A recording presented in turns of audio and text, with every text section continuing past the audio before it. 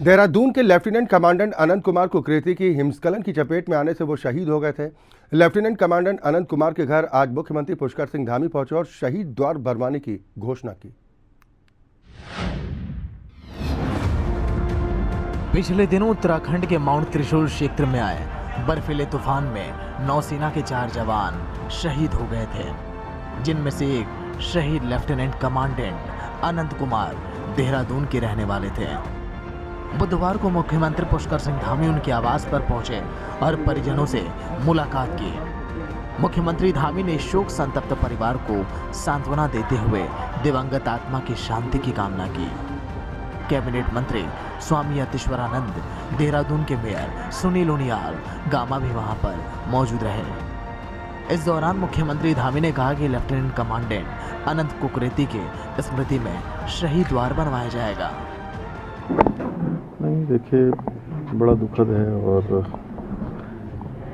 ये घटना हम सब लोगों को हिलाने वाली है और हम पूरे उनके परिजनों के साथ हैं, हमारी सरकार, और हम भगवान से प्रार्थना करते हैं कि उनको अपने श्री चरणों में स्थान दे और परिवार के लोगों को जो एक असीम दुख उनके ऊपर आया है उस दुख को सहन करने की शक्ति प्रदान करे। और सरकार हर तरीके से उनके साथ है और ऐसे जवान, ऐसे शहीद जो हमारे देश के लिए, समाज के लिए करते हैं, वो सब हमारी स्मृति में रहें और आने वाली पीढ़ियों की स्मृति में हमेशा बने रहें। हम सरकार जो है उनकी स्मृति में यहाँ पर शहीद द्वार का निर्माण भी करवाएगी भविष्य।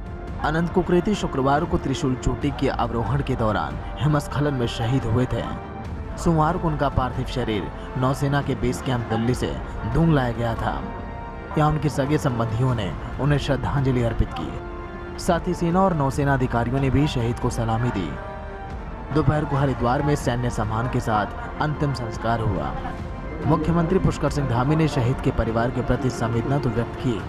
इस पर अनंत कुकरेती के पिताजी ने कहा कि सरकार के प्रति लेकिन हमारी शिकायत है।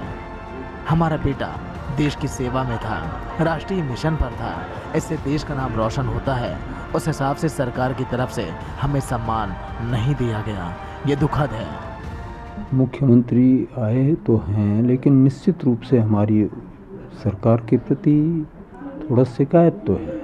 शिकायत इसलिए है कि बच्चा हमारा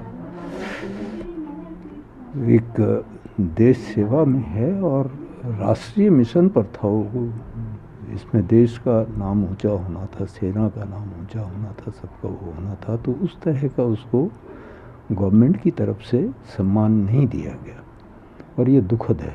ऐसा होना नहीं चाहिए। अनंत की मां ने इस घटना पर प्रतिक्रिया देते हुए कहा कि हमें सरकार से कोई आशा नहीं है।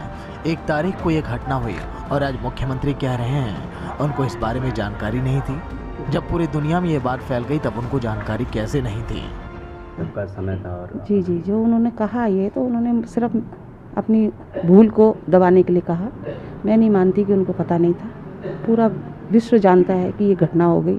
विदेशों में रह रहे हमारे जो देश के प्रतिनिधि हैं, जो हमारे उसके बिपिन रावत जी हैं, उन तक का संदेश पहुंच गया, तो क्या प्रशासन को पता नहीं चला होगा?